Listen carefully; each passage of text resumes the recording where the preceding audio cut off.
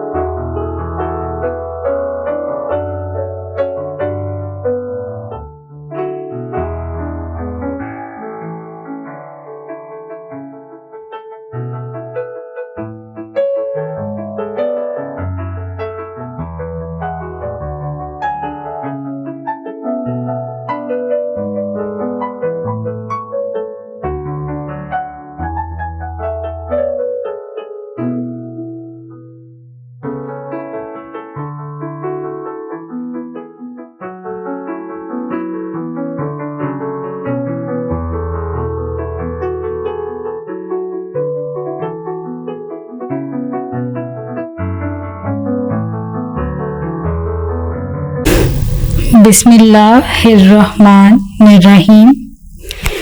मुअज़्ज़ज़ वालिदैन और अज़ीज़ तलबा व तालिबात, अस्सलामु अलैकुम। जमात सोम, आपका मज़मून साइंस है। बच्चों, हमने गुज़िश्ता लेक्चर में अपनी पढ़ाई मुकम्मल की थी। आज हमने मश्क करनी है, तो तमाम बच्चे सफ़ा नंबर 24 खोलें।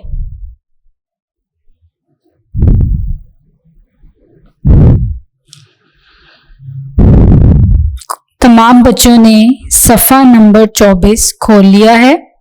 अब हम मश्क कर रहे हैं। बच्चों, सबसे पहले है सवाल नंबर 1। दुरुस्त जवाब का इंतखाब करें। बच्चों, मैं यहाँ पर बोलती जाऊंगी स्टेटमेंट, और जो इसका दुरुस्त जवाब है वो मैं बोर्ड पर लिखूंगी। आप तमाम बच्चे अपनी बुक सामने रखें और नोट डाउन करते जाएं। सवाल नंबर 1, दुरुस्त जवाब का इंतखाब करें।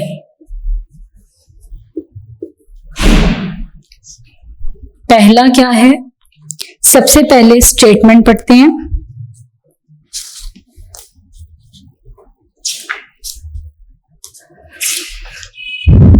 निज़ामे शमसी में होते हैं अलिफ सैयारे, बे सूरज, जीम जमीन, दाल ये सब।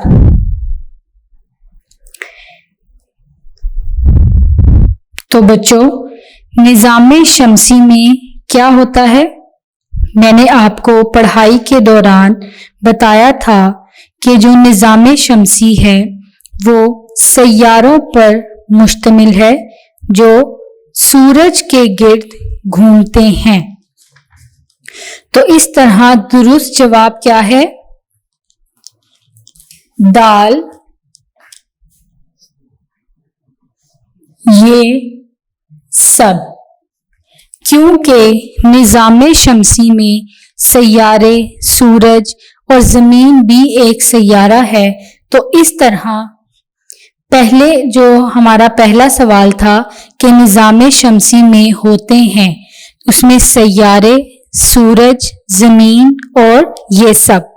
तो दुरुस्त जवाब है दाल, ये सब।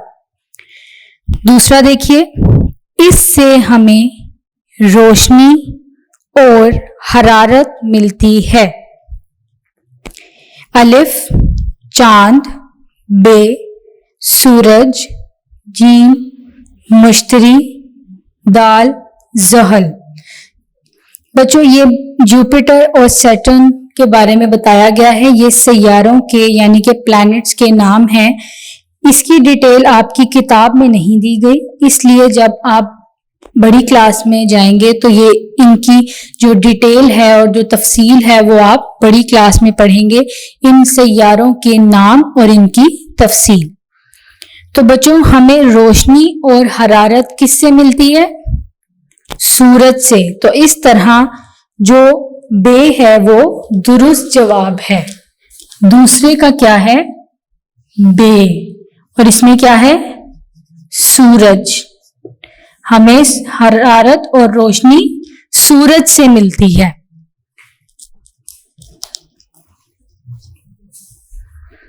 जमीन की अपने महवर को इंग्लिश में एक्सिस कहते हैं, पर गर्दिश की वजह से बनते हैं।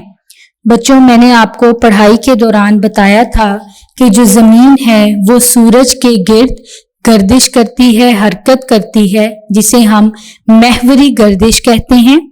और जमीन 24 घंटे में सूरज के गिर्द एक चक्कर मुकम्मल करती है, जिसे हम कहते हैं कि इस वजह से दिन और रात बनते हैं और मौसम बनते हैं। तो जमीन की अपने महवर पर गर्दिश की वजह से बनते हैं। अलिफ चांद के मदारिज, मदारिज बोलते हैं फेजेस को, स्टेप्स को, फेजेस को। बे मौसम, जीम दिन और रात, दाल दिन रात और मौसम। तो बच्चों, इसमें से दुरुस्त जवाब क्या है? दाल, दिन रात और मौसम। दुरुस्त जवाब है दाल, जिसमें आएगा दिन रात और मौसम। दिन रात और मौसम। नंबर 4 पे देखिए, समतों के बारे में मालूम करने के लिए आप क्या इस्तेमाल करते हैं? अलिफ चांद की लोकेशन, बे जमीन की लोकेशन, जीम सूरज की लोकेशन, दाल सितारों की लोकेशन। तो बच्चों, हम समतें मालूम करने के लिए किसकी पोजीशन और लोकेशन को देखते हैं? सूरज की लोकेशन। तो इसमें जो दुरुस्त जवाब है वो है जीम, सूरज की लोकेशन।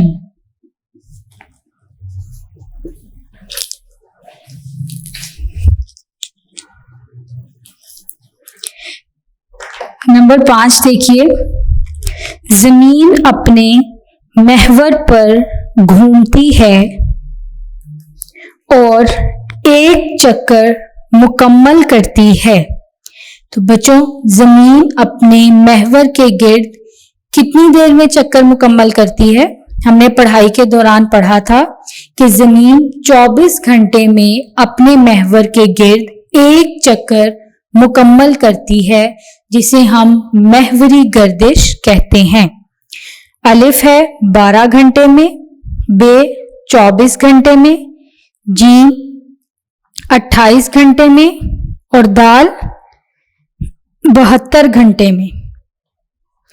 तो जो सही जवाब है, दुरुस्त जवाब है, वो है बे 24 घंटों में, 24 घंटों में जमीन सूरज के गिर्द एक चक्कर मुकम्मल करती है। समझ आ गया?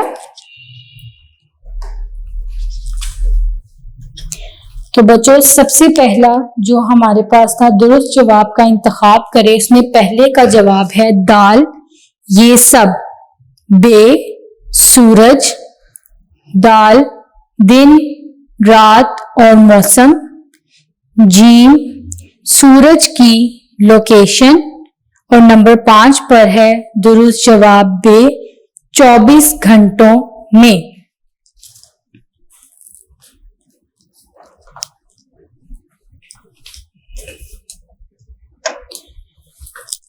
आगे सफा नंबर 25 पर सवाल नंबर 2, गलत या सही के खाने में निशान लगाएं।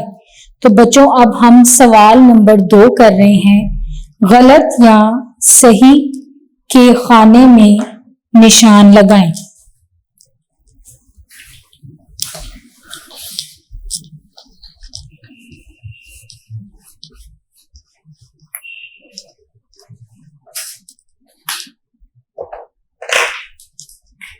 सवाल नंबर 2,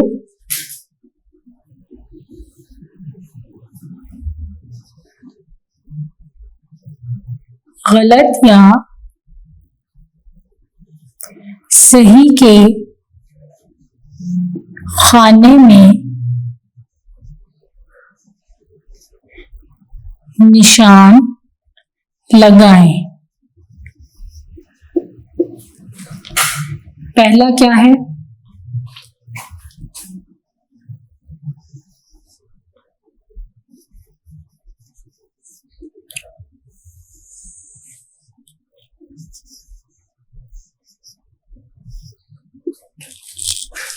नंबर 1 पर क्या है?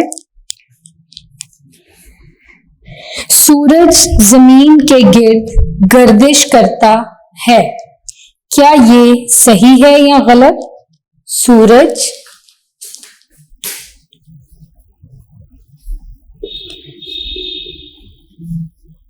जमीन के गिर्द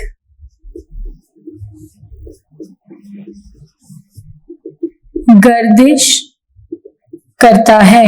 क्या ये जो सवाल दुरुस्त है या गलत है? तो बच्चों ये गलत है, क्योंकि जमीन सूरज के गिर्द गर्दिश करती है, जिसे हम महवरी गर्दिश कहते हैं। दूसरा देखिए, जमीन अपने महवर पर मगरिब की जानिब घूमती है। जमीन अपने महवर पर मगरिब की जानिब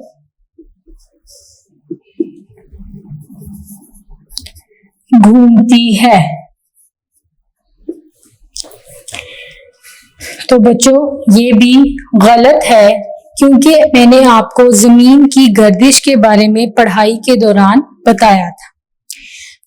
तीसरा देखिए, जब पाकिस्तान में दिन होता है तो अमेरिका में रात होती है।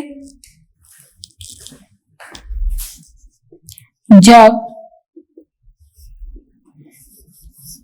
पाकिस्तान में दिन होता है तो अमेरिका में रात होती है।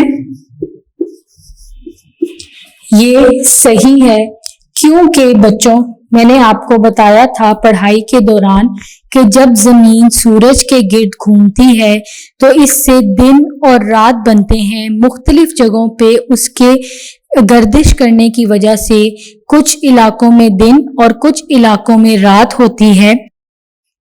इसी तरह सूरज के तुलू व गुरूब होने का पता चलता है जमीन की गर्दिश की वजह से। नंबर 4 पर है, जब रोशनी किसी जिस्म पर पड़ती है तो साया बनता है। जब रोशनी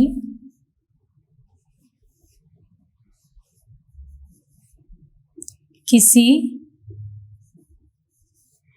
जिस्म पर पड़ती है तो साया बनता है। तो ये भी सही जवाब है कि जब रोशनी किसी जिस्म या चीज़ पर पड़ती है और उसमें से नहीं गुजर सकती तो वो साया कहलाती है।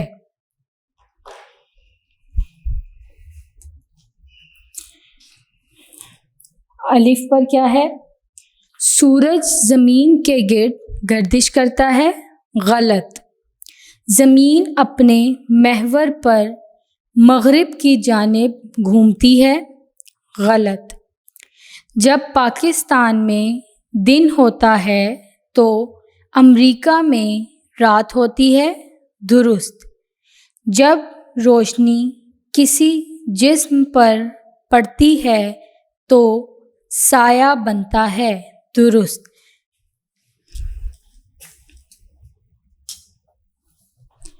बच्चों, अब हमने सवाल नंबर 3 करना है। इसमें लिखा हुआ है यक लफ्ज़ी जवाब।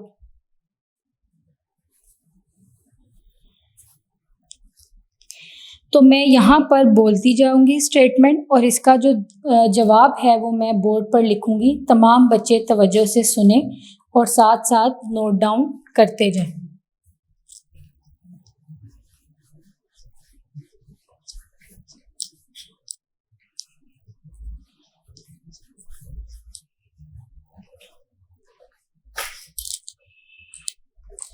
सवाल नंबर 3 यक लफ्ज़ी जवाब।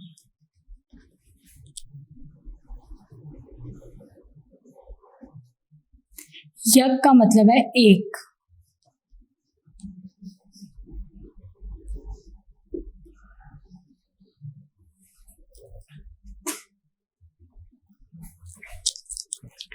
सफ़ा नंबर 25 पर ही दिया गया है। मुंदरजा झेल का जवाब एक लफ्ज़ में दीजिए। सबसे पहला देखिए, आसमान पर किसकी पोजीशन ज़मीन पर बनने वाले साए की लंबाई, समत और शक्ल पर असरअंदाज होती है? तो बच्चों, आसमान पर किसकी पोजीशन से हमें साए के बारे में पता चलता है? हमने अपनी पढ़ाई के दौरान पढ़ा था कि साए कैसे बनते हैं और किस तरह हम इनकी समत, शक्लो सूरत, खदो खाल और इसके जो लंबाई है उसके बारे में कैसे बता सकते हैं। तो बच्चों, जो साए होते हैं वो भी सेम जो है वो उसी तरह बनते हैं। जो जिस चीज़ पर वो रोशनी पड़ती है और पड़ने के बाद गुज़रती नहीं है तो साए बनते हैं और बिल्कुल उसी तरह ही होते हैं साए जैसी वो चीज़ होती है। लेकिन उनकी जो जिसामत है, उनकी लंबाई जो है वो किस तरह हमें पता चलती है? सूरज की लोकेशन की वजह से हमें उनकी लंबाई और उनकी शक्लो सूरत के बारे में पता चलता है। जैसा कि मैंने आपको बताया था कि जो साए हैं वो लंबे और छोटे कैसे बनते हैं। जब सूरज सुबह और शाम में बुलंदी पर होता है तो साए लंबे बनते हैं। इसी तरह जब सूरज दोपहर में हमारे ऐन सर पर होता है तो साए छोटे और कदमों में बनते हैं। तो बच्चों, इस तरह हमें सूरज की लोकेशन से पता चला कि साए की लंबाई क्या है, किस समत में बन रहे हैं और उसके खदो खाल क्या हैं। खदो खाल बोलते हैं उसकी शक्लो सूरत वगैरह। तो बच्चों, इसका जवाब है सूरज, क्योंकि हमसे एक लफ्ज़ में पूछा गया है जवाब, तो इसका जवाब है सूरज। दूसरा देखिए, ज़मीन पर बनने वाले साए सुबह और शाम में हमेशा यकसा होंगे। जैसा मैंने अभी बताया आपको कि सुबह और शाम में साए जो हैं वो यकसा होंगे। यकसा का मतलब है बराबर, क्योंकि सुबह और शाम में सूरज बुलंदी पर होता है। इस वजह से साए सुबह और शाम में बड़े और लंबे बनते हैं। इन्हें हम यकसा भी कहते हैं, जिसका मतलब है बराबर। तो दूसरे में आएगा सुबह और शाम। नंबर 3, सूरज की रोशनी और हरारत किस चीज़ में से गुजर कर ज़मीन तक पहुंचती है? तो बच्चों, मैंने आपको बताया था कि जो सूरज की रोशनी है और हरारत है वो हमारे तक खला में से, यानी जिसे हम इंग्लिश में स्पेस कहते हैं, खला में से गुजर कर हमारे तक पहुंचती है। तो तीसरे का जो जवाब है वो है खला, जिसे इंग्लिश में हम क्या कहते हैं? स्पेस।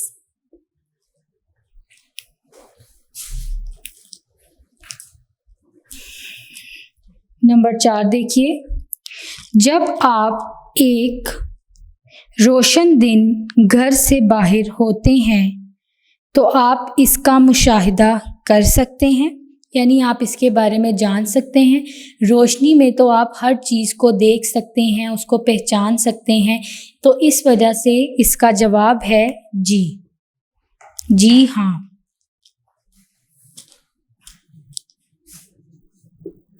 क्योंकि हम रोशनी में हर चीज़ को एक अच्छे तरीके से देख सकते हैं, पहचान सकते हैं, उसकी जिसामत, लंबाई, ख़द ख़ाल के बारे में जान सकते हैं। इसी तरह अगर अंधेरा है और रात है तो हम कुछ चीज़ों को अच्छे तरीके से नहीं देख सकते, हमें उसे देखने के लिए रोशनी की ज़रूरत है, लाइट की ज़रूरत है। तो जब ये नहीं होगी तो हम इन चीज़ों को नहीं देख सकते और हम अपने जो है इर्द गिर्द का मुशाहिदा नहीं कर सकते। तो इस तरह बच्चों, पहले का जवाब है सूरज। पहले का क्या जवाब है? सूरज। दूसरे का है सुबह और शाम। तीसरे का खला और चौथा है जी हाँ। ये समझ आ गया आपको? बच्चों, सफ़ा नंबर 26 पर अमली काम बताया गया है, वो मैं आपको समझा देती हूँ। आप जो है उसके बारे में खुद काम करेंगे। सबसे पहले मुशाहिदा करने के लिए साए की पोजीशन सूरज की पोजीशन के साथ कैसे बदलती है, यानी ज़मीन में सुराख करके एक डंडी लगाएं, ज़मीन पर जो साया बने उसे देखें। यानी कि बच्चों, आप सूरज की पोजीशन को देखने के लिए कि किस तरह सूरज की पोजीशन के साथ जो है वो साए की पोजीशन कैसे बदलती है, तो आपने क्या करना है कि ज़मीन में एक स्टिक लगानी है, जिसे यहाँ पर लिखा गया है डंडी। वो स्टिक आप लगाएंगे और आपने लगाने के बाद देखना है कि जब सूरज की रोशनी उसके ऊपर पड़ेगी और जो उसका साया बनेगा, अगर उसका साया छोटा बनेगा तो इसका मतलब है कि सूरज जो है उसके बिल्कुल ऊपर मौजूद है, और अगर तो साया लंबा बनेगा तो इसका मतलब है कि सूरज बुलंदी पर मौजूद है। इस तरह आप सूरज की समत का भी अंदाज़ा लगा सकते हैं। जैसे सुबह और शाम में साए लंबे बनते हैं, तो अगर तो साया लंबा बनेगा तो आप जान सकेंगे कि इस वक्त जो है वो शाम का वक्त है जिसमें साए लंबे बन रहे हैं, या सुबह का वक्त है। इसी तरह अगर साए छोटे बनेंगे तो आपको पता चल जाएगा कि सूरज अब ऐन ऊपर मौजूद है उस चीज़ के जिस पर जो है उसकी रोशनी पड़ रही है और उसका साया छोटा बन रहा है। तो बच्चों, इस तरह आप अंदाज़ा लगा सकते हैं सूरज की पोजीशन का और साए की पोजीशन का। दिन के मुख्तलिफ औकात पर साए की पोजीशन आप चेक कर सकते हैं। बिल्कुल इसी तरह आप मुख्तलिफ़ चीज़ों की चेक कर सकते हैं। जैसे आपके पास टॉयज़ हैं तो आप अगर उनको रोशनी में रखेंगे और जब रोशनी उनमें से गुज़र नहीं सकती तो ऑब्वियसली उसका साया बनेगा। तो आप उसके साए की पोजीशन से अंदाज़ा लगा सकेंगे कि जो अगर साया बड़ा है तो सूरज की क्या लोकेशन है और पोजीशन है। इसी तरह अगर साए छोटे बनेंगे तो आप उससे भी अंदाज़ा लगा सकते हैं कि सूरज की क्या पोजीशन है। तो बच्चों, आप मुख्तलिफ़ चीज़ों को रख कर रोशनी में सूरज के सामने आप उनके साए से सूरज की पोजीशन का अंदाज़ा लगा सकते हैं। स्कूल या घर के आसपास इमारतों और जगहों का नक्शा बनाएं और अपने स्कूल या घर से उनकी समत बताएं। यानी डायरेक्शन बताने के लिए आप एक मैप बनाएंगे जिसे नक्शा बोलते हैं, और उसके बाद आप बताएंगे उसमें कि आपके स्कूल से घर तक का क्या नक्शा है, किस समत में आप स्कूल से घर तक जाते हैं। तो ये आप काम घर में भी कर सकते हैं। इन सब चीज़ों को समझने के लिए जब आप प्रैक्टिकली करेंगे तो आपको ज़्यादा अच्छा समझ आएगा।